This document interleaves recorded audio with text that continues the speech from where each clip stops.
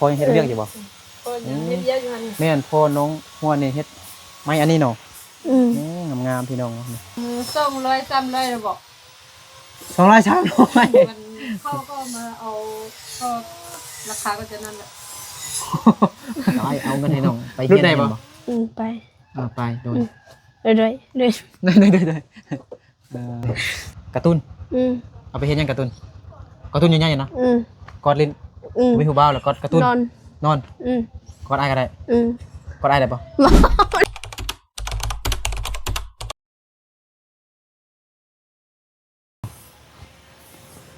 สบายดีพี่น้องเบิดสุขูสุคนที่เข้ารบฮักแพงเด้อยินดีต้อนรับเข้าสู่ช่องบ่าวนึกเผาไพลเส้นเก่าเหมือนเคยอีกแล้วเนาะตอนนี้บ่าวนึกอยู่บ้านน้ำยาบเมืองเพียงแขวงสยบุรีสปปลาวเหนือเนาะสำหรับวันนี้บ่าวนึกก็สิมาลิ้นนำน้องนาลีได้แล้วก็น้องหัวได้พี่น้องเนาะตอนนี้คือบ่าวนึกอยู่บ้านของน้องหัวเนาะมาลิ้นนำน้องหัวพี่น้องเนาะนี่น้องหัวคนงามเนาะที่บ่าวนึกเห็นอยู่ในน้ำปุ้ยเหมือนนั้นพี่น้องเนาะมันนี่ก็นำมาฮอดเฮือนเลยสบายดีน้องหัวโดยเดี๋ยวหยิบไม้ให้น้องหัวเบิดหนึ่งก่อน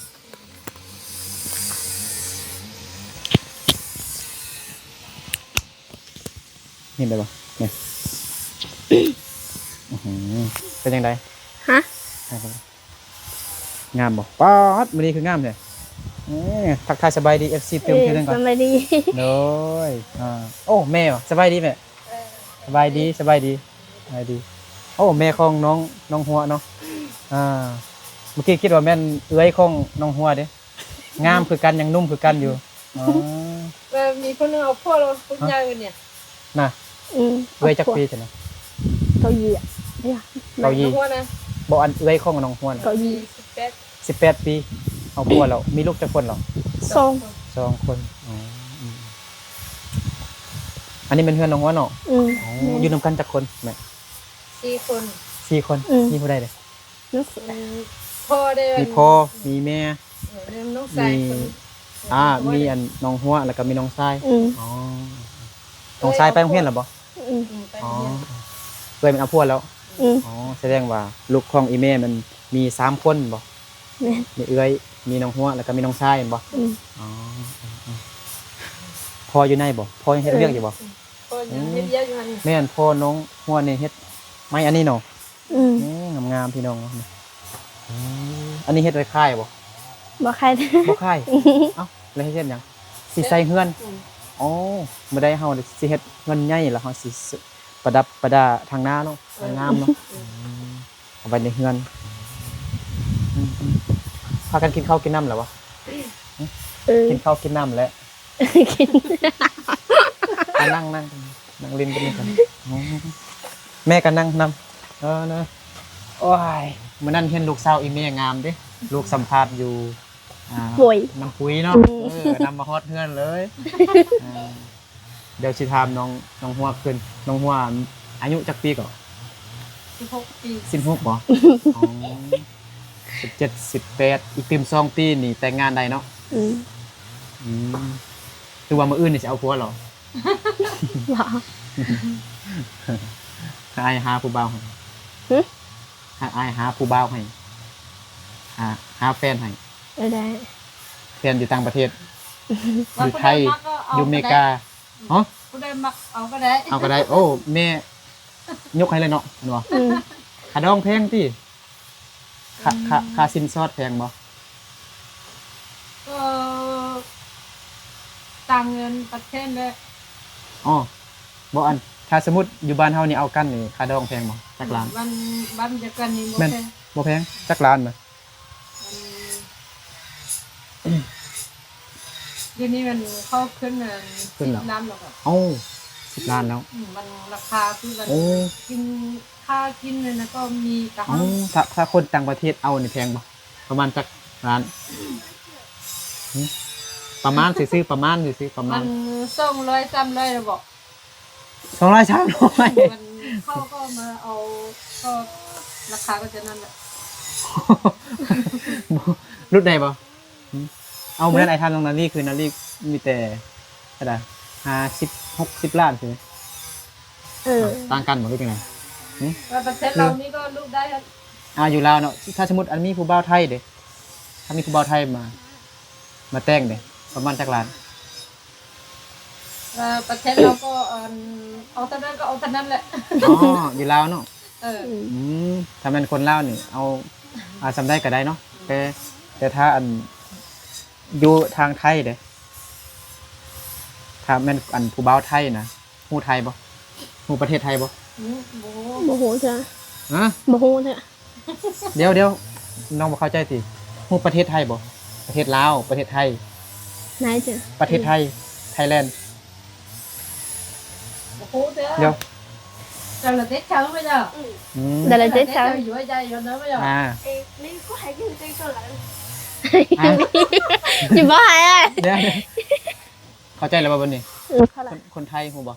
เนาะประเทศไทยเนาะไทยเนาะถ้าแม่นผู้บ่าวไทยมาแต่งเอาดิแพงบ่ประมาณจักล้านฮะ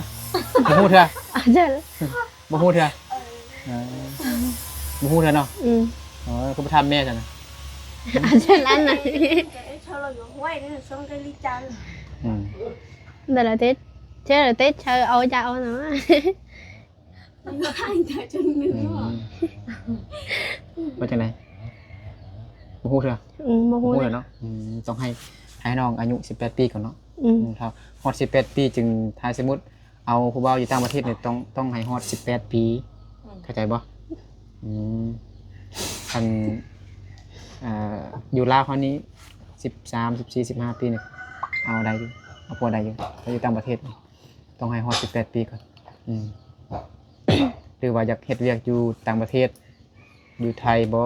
หรือว่าอยู่อเมริกาก็ต้องให้ฮอด18ปีสินะกินข้าวกับหยังมื้อเช้านะ กิน กินนะถามแม่ดู น้ำมันจะจิตกินหน่อย nó muốn cho rau mà น้ำมันจะ กินขั่วผักบ่ ขั่วผักอ๋อใส่ซีนหมูบ่ บ่ บ่ ใส่ มี บ่มี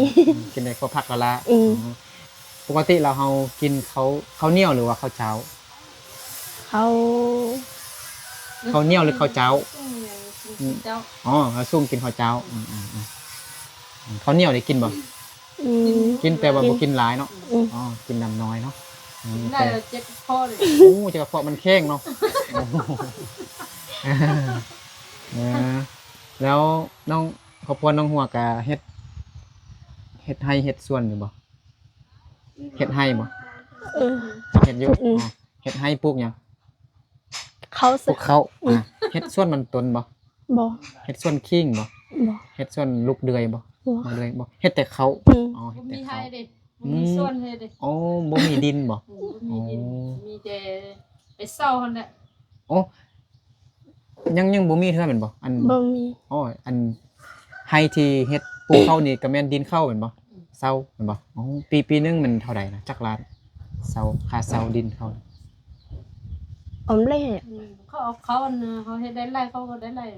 ได้ไล่เขาก็ได้ไล่ อ๋อแล้วปีนี้นี่ได้จักเป่าจักกระสอบ ได้สิบ เข้า ไป 80โอ้ได้หลายเลยเนาะโอ้ บ่ได้ซื้อกินข้าวแม่นบ่ อ๋อกุมกินอยู่เนาะ บ่ได้คายข้าวบ่ บ่ได้ใคร อ๋อมักจงไว้ปลาไว้กินเนาะอ๋อ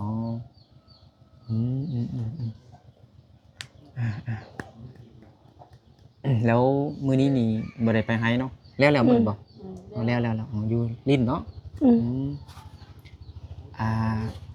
ในงานบุญกินเที่ยงนี่ม่วนบ่น้องหัว ฮะ บุญกินเที่ยงม่วนบ่สนุกบ่อยู่ลิ้นอยู่บ้านน้ำยามนะม่วนบ่ ม่วนอยู่ ม่วนอยู่เขาเฮ็ดอยู่ไสนะ ดูพุ่นเด้ อยู่พุ่น อยู่น้องกลาง อ๋อมีผู้สาวหลายบ่ บ่มี บุญกินเที่ยงนี่เขาโยนลูกค้อนเพื่อหยัง โป๊ะโป๊ะ เขาโยนลูกค้อนน่ะมันซ้ำนี่โยนเพื่อหยัง có bố này บ่มันมีความหมายว่าจังได๋นะโยนลูกค้อน นอกเฉย นะเขาโยนลูกค้อนเพื่อหยังอันน้อยน่ะมันมีความหมายแนวใดบ่ฮู้ nó บ่ phải trâu đi buồn Ơn. แม่น้องยังบ่เข้าใจเหรอเนาะ นั่นเลยนะฮะยังนอนนะฮะจ้าว่าเหรอ เขาว่าอันเลือกครูหา ผัวหาแฟนแม่นบ่ถ้าถึกใจแล้วก็อยู่นำกันดนๆแม่นบ่นานๆอ๋อมักแล้วก็อยู่แล้วก็อุ้มเอาใส่รถไป แม่นบ่บ่มีเนาะเดี๋ยวนี้บ่มีเนาะตะกี้ก็ว่ามีอยู่เด้มีผู้บ่าวมาลักเอาผู้สาวมงไปมีอยู่แม่นบ่ตะกี้เนาะเดี๋ยวนี้มีบ่ ที่มีเดี๋ยวนี้มีแล้ว วันนี้บ่มีแล้วบ่มันเราผมบอกเต็มใจเราเศร้าเต็มใจเราเอา อ๋อ บ่ เต็ เต็ ม ม ใจ ใจ เนาะ เราเอาบ่ได้ละ เอาบ่ได้เนาะถ้าสมมุติผู้บ่าวนี่มักผู้สาวแต่ผู้สาวบ่มักก็คือเก่าเนาะ อืม อืมต้องมักผู้บ่าวหล่อๆจังหน่อยเนาะแม่งเหรอหัวยังเหรอ ฮะ เขาว่าหยังแม่ยังเหรอ บ่ไม่ยัง ค่อยฮักเจ้าภาษามงว่าจังได๋ กูnhớ cỏ เจีย เฮ้ย กูlúc cỏ กูlúc cỏ ค่อยฮักเจ้าต้องกูลูกก็แต่ค่อยมักเจ้าเลยกูเนียก็แม่นบ่ กูnhớ cỏ โดย đuổi đuổi ยังบ่ถึงมื้อนี้แต่เห็นหมดแต่นี้มันแจ้งๆเลยบ่มีหยังอ้ายบอกให้ตากล้องยับมาซื้อให้อันน้องห่วงงามๆนี่มีผู้บ่าวจีบหลายแล้วแต่ละมื้อกินข้าวกับหยังปกติกินหลายที่สุดกินข้าวกับหยัง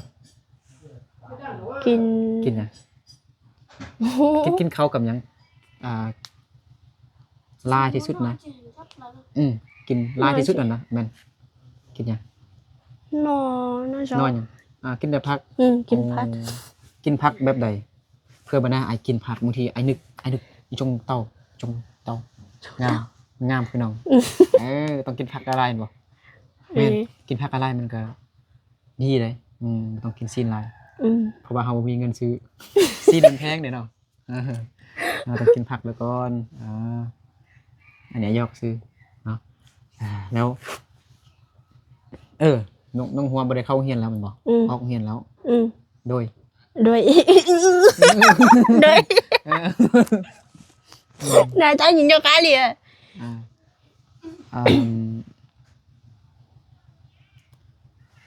เข้าโรงเรียนฮอดปหยังมหยัง bà này ปหนึ่งซื่ออ๋อน้องหัวเขียนหนังสือบ่ได้เลยบ่ bà đây บ่ได้เลยคันมีถ้าสมมุติไอ้นึกถึกเลขหลายล้านแล้วไอ้เอาเงินให้น้องไปเรียนบ่ bay ไปโดย đuổi đuổi đuổi ได้แล้ว tên sự ชาลัวแปลว่าหยังจักหัว sẵn luôn ชาลัวมันจักหัวโอ้บ่ยังเหรอจังได๋เบิ่งตัวเองนั่นล่ะงาม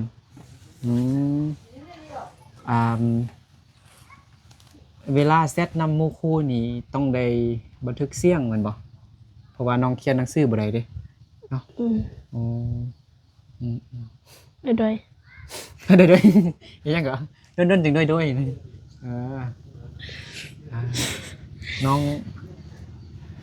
้องหัวนี้คล้ายๆคือน้องกาคือไอ้บางมื้อนั้นน้องกาอีกคนคล้ายคือขนาดเลยทำอิฐแรกๆไอ้เห็นน้องแรกๆตอนอยู่น้ำปุยไอ้คิดว่าน้องเป็นน้องกาเด้คือขนาดต้องเบิ่งหน้าไอ้เบิ่งกล้องยิ้มงามๆงามแล้วบัดนี้อาจจะถามว่าสิ่งที่น้องอยากได้ตอนนี้อยากได้หยังความฝันของน้องนะความฝันอยากได้หยังตอนนี้ ra đấy nha แม่นอยากได้หยังตอนนี้ความฝันอยากได้หยัง mù thế ทำนาลีดู ผมก็สตาร์ทจริง ความฝันอยากได้หยัง hả อย่ามัน ความ เจ ฝั อน สัตว์ ได้หยัง sao đó chị อยากได้หยัง cho chị bảo lần trai chị หยังก็ได้เว้าดูความฝันอยากได้หยังหยังก็ได้ตัวอย่างขนมบ่การ์ตูนบ่หยังอยากกินข้าวบ่ โอ้แม่นอะไรลองคิดดูสิ่งที่ยังได้ตอนนี้นะ mù บ่ฮู้เลยให้น้องนาลีลองเว้าบ่ صدقت إن صدقت جيزة واحد chơi บอกภาษามงก็ได้อ่ะบอกภาษามงก็ได้จังได้ยัง giờ đấy gì ba xả lái chỉ là thôi anh chỉ nói trái gì anh chỉ nói về ฮะจังได้ยัง chơi đã là lớn vô bứ đây ạ hả ê tụi ฮะผมฟังยังได้กระตุ้นว่าสิ่งที่น้องอยากได้ตอนนี้ได้อยากได้ที่สุดเลยกระตุ้น ừ เอาไปเฮ็ดหยังกระตุ้นกระตุ้นใหญ่ๆเนาะ ừ กอดลิ้น ừ มีหูเบาแล้วกอดกระตุ้น non นอน ừ กอดอ้ายก็ได้ ừ กอดอ้ายได้ปะ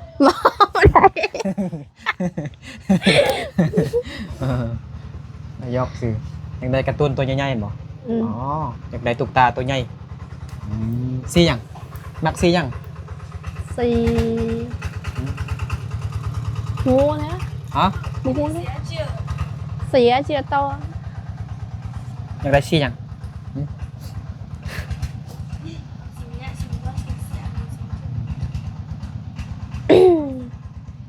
xì lia xì lia สีแดง ừ สีเหลีย ừ xì lia สีเหลีย ừ xì lia โอ้ภาษาลาวเลียเนี่ยบ่ได้เลย สีเหลีย ừ มักสีเหลียเนาะ ừ อ๋อสีเหลียแปลว่าสีแดงแต่ถ้าแปลเป็นแต่เลียเนี่ยมันไหนเนี่ยนี่คือเขากินอันไม่อย่างขนมมันติดมือเราเลียเหรอแท้เข้าใจปะ ừเข้าใจ สมมติเอากินขนมเนี่ยมันติดมือเขานะไม่ใช่เด็ดแปลว่าเลียมันมาเลีย ừ มันก็หมายคือเลียนะ ừ แต่ว่าถ้าเป็นภาษามงมันสีแดงเห็นบ่ ừ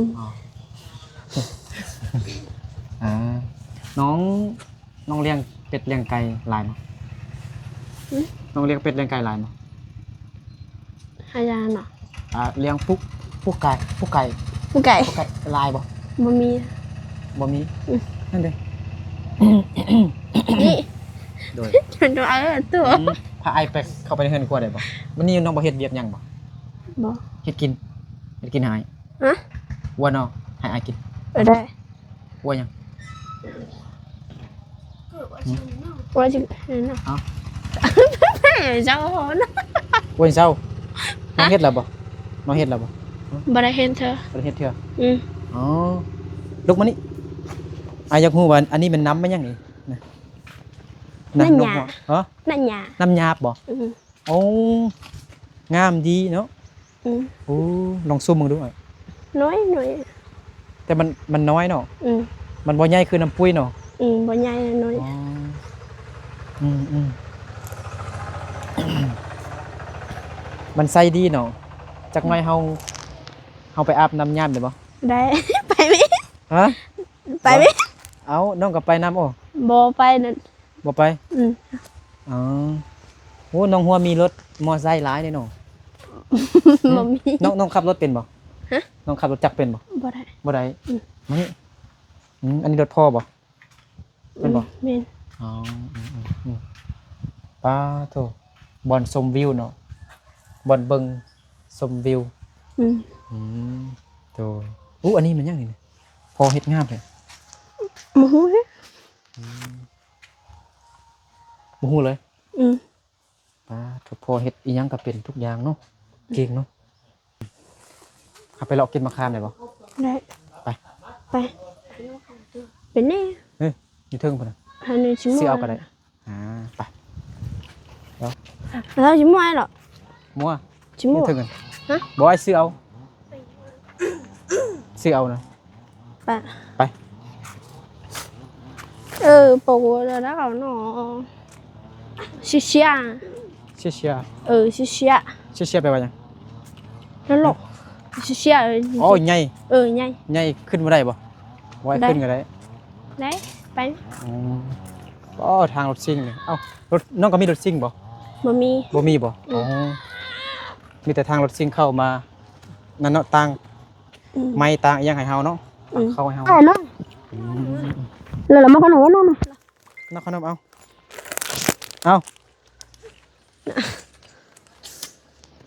มาไว้ฮึบปึ๊บโอ้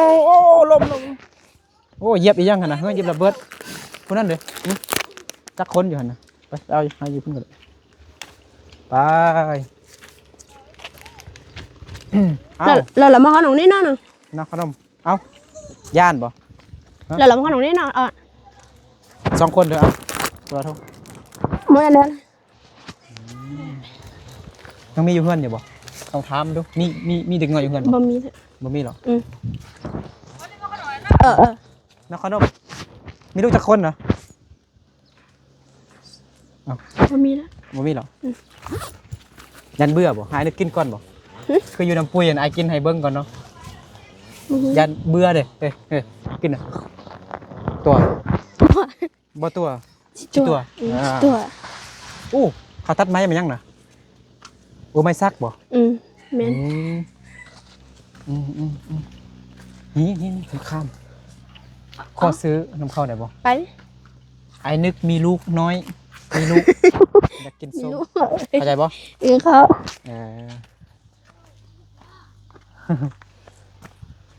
ไอ้ใส่อันนั้นคือโจรเขายานเด็กน้อยยาน อันเด้อเด้อ มีบ่ ไป เขาคายบ่โอ้มันสูงเนาะ ไปเดี๋ยวไปรอเก่าแล้วอ่ะ โอ้มันสูงเนาะฮะ ไป อยู่ซะ พูดเนี่ย อ๋อโอ้อันนี้ใส่น้ำลิ้นเด้เนาะมีน้ำบ่อยู่นี่นะ บ่มี บ่มีบ่ นี่ อ๋อคาดอยู่นี่เนาะ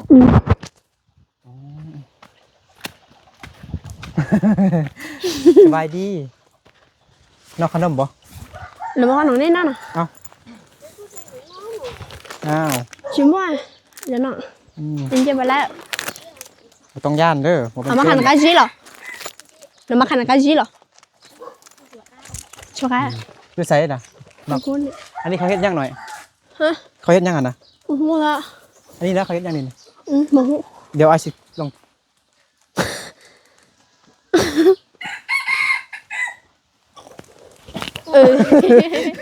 ฆ่าตัวตายตัว ตัว โอ้ม่วนอยู่เดี๋ยวมันม่วนเด้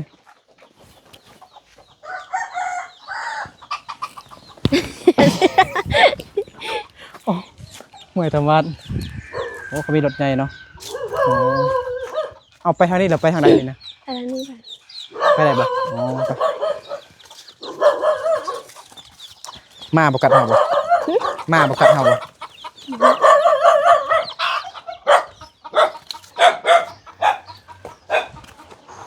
อ๋อว้าถูกเพื่อนเขาติดกันไปเนาะเงินดังใหญ่เนาะ ไปไหม โอ้บ่อ๋อ ชิ้นย่อเราเอียรับเราเอียรับปย่อ ผู้สาวน้อยเต็มรถเพิ่นผู้สาวน้อยมาดูกินขนมบ่ anh sợ nên là nó là một con nồng đấy nó nè มากินขนมมา nên là một con nồng đấy nó nè น้องหัวขึ้นก็มาข้ามได้บ่ บ่ได้ บ่ได้บ่ บ่ได้ มีไหมบ่ไม่ บ่มี มีไหม nên là một con nồng đấy nó เอาขนม để tua na เขาอายเนี่ย rồi để tua rồi cái đấy nó là giờ cái đấy nó kìa rồi เข้าใจบ่บ่ไปโรงเรียนบ่ lại đây bà phải cần tới nè จะไปกันตาบ่ไปโรงเรียนบ่ ไปđó ไปอ๋อตอนช่วยนี่พักกินข้าวจักโมงไปโรงเรียนจักโมงไปโรงเรียน sao muốn đấy bà cần tới อีโมงไปกันตามาขอบใจบ่เ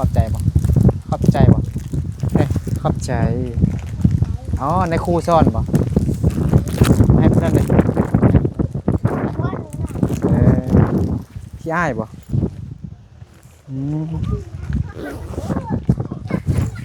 เขาฮู้ว่าไอ้ไทยฮู้ลงเฟซเลยเนาะ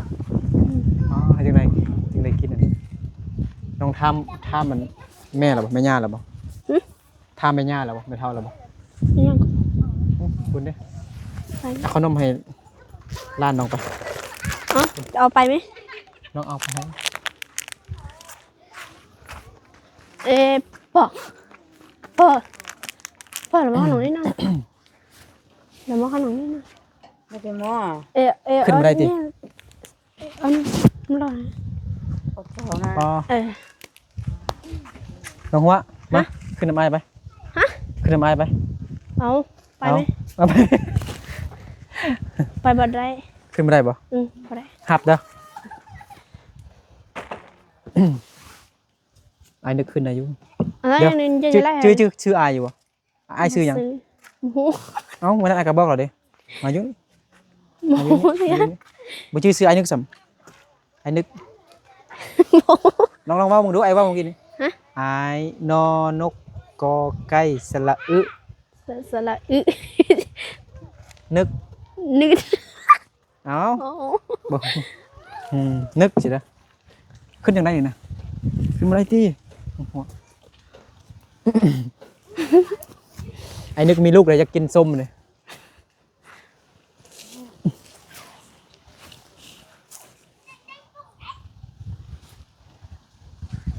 พอถูกสูงพดเนาะ ฮะ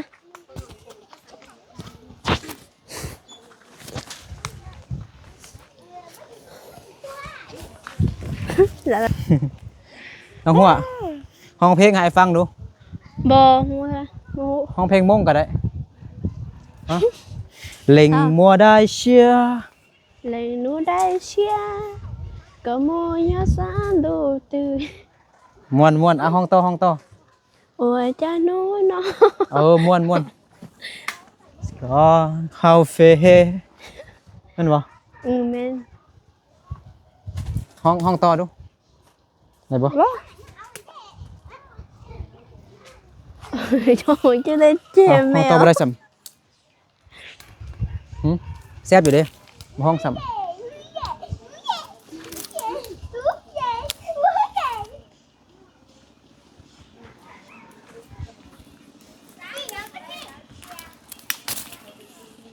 เอามาไหม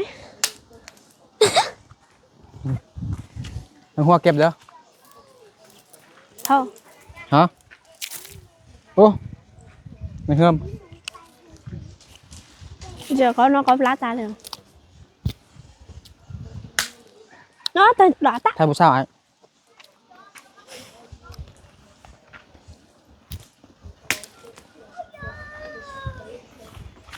ta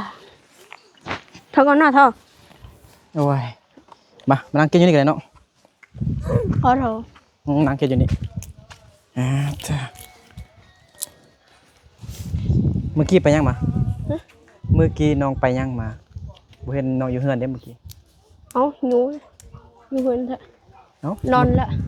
ฮะ non lạ บ่ ơ ไปยังมาเมื่อกี้ตอนบ่เห็นน้องอยู่เฮือนหั่นนะ bay kiên ไปกินหยังกินข้าว bom kiên กินส้ม tan ส้มตำอ๋อส้มตำมักหุ่งบ่hộp bún มากินลองซิมมึงดูซิมก่อนไอ้นึกให้ซิมต้องซิมดูโอ้อันนี้มันเฮิมแล้วโอ้ตกแตกวันนี้ cho là ta ฮะ tao nó tiếng nhà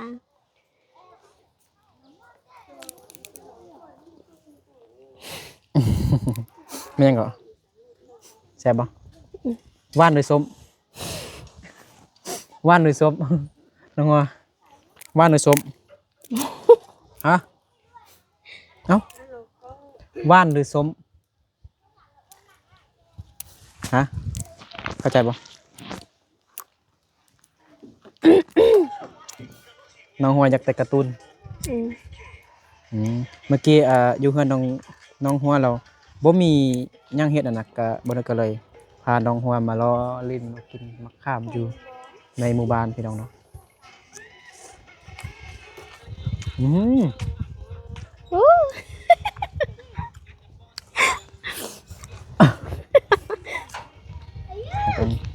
กินดิคนเอามานี่มากินบ่เคยกินบ่เคยกินบ่เข้าใจบ่ Con trai đi เอ้าว่าจังได๋ Con trai đi อ๋อ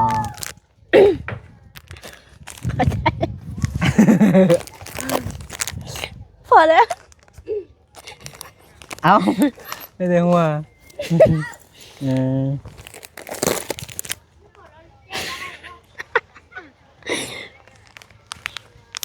จ้ะนั่นน่ะบ่ขนมแน่นอนนั่นน่ะ จะอายบ่จะอายบ่จังเอาให้เลยจังจะเอาให้เลยบัดนี้ จ้ะ เอา2คนเลยเอาให้เราเอาบ่ให้เราเอาไปให้หมู่ จ้ะงัดงัดเข้าใจดิ เอาไม่ได้ยินเสียงเด้ซื้อบัตรเติมเด้อซื้อขนมกินก็ได้คันบ่มักกินอันนี้เด้อขอบใจเด้อไอ้สิกลับก่อนเด้อไม่ได้ไอ้มาลิ้นนำน้องนาลีเด้อก็เลยมาแวะลิ้นนำน้องก่อนน้องหัวก่อนหัวอันบ่นามสกุลอะไรอยู่ไดนามสกุลน้องเด้อมงยังมงชงมง หูยะ มงยา หูยะ มงยะอ๋อไอ้มงชงเอามงยะได้บ่ ได้ เอาเลยเนาะ ได้ ไปนำไอ้ไป ไป ไปบ่ บ่ไป เอาเมื่อกี้ว่าไปเลย ตัวซื้อ ตัวสิไอ้ยอกซื้อไอ้บ่เป็นคนมงเด้อ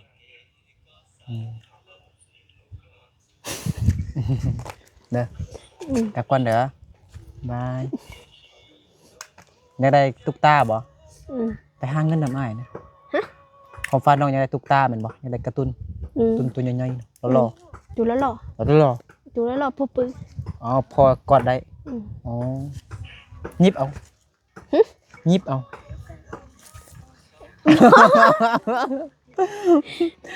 อยากได้ตัวใหญ่ๆไอ้นึงไอ้ยิบเอาไปหาเงินนำอ้ายซั่นทายนึกถึงเลขซั่นถ้าอ้ายนึกถึงเลขก่อนเนาะ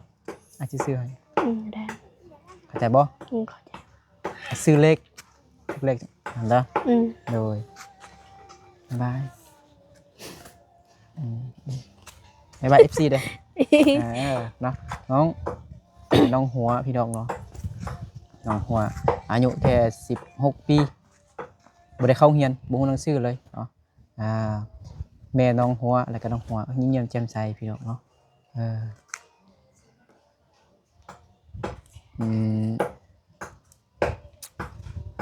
หัวบ่ไปทำไมเนาะ ไป เอาเมื่อกี้ว่าไปเลย บ่ตัวซื้อ ตัวซื้อว่าตัวไอ้บ่ได้เลยไอ้มีเสือกก็เสือกมามัดเอาเสือกมามัดไป โอเคพี่น้องเนาะเอาสำหรับคลิปนี้บ่นึกกับน้องหัวก็ลาพ่อแม่พี่น้องเบิร์ดสุขุสุคนไปก่อนเนาะขอบใจขอบคุณFC เบิร์ดสุขุสุคนเด้อที่เข้ามาติดตามรับชมคลิปน้องหัวคนงามแต่ต้นจนจบเด้อเนาะพอกันในคลิปต่อไปเนาะบอก FC เด้อ หมู น้องบอก FC เด้อฝากติดตามน้องหัวได้เด้อลองว่ามึงดูลองแฮง ฟัดตีตาม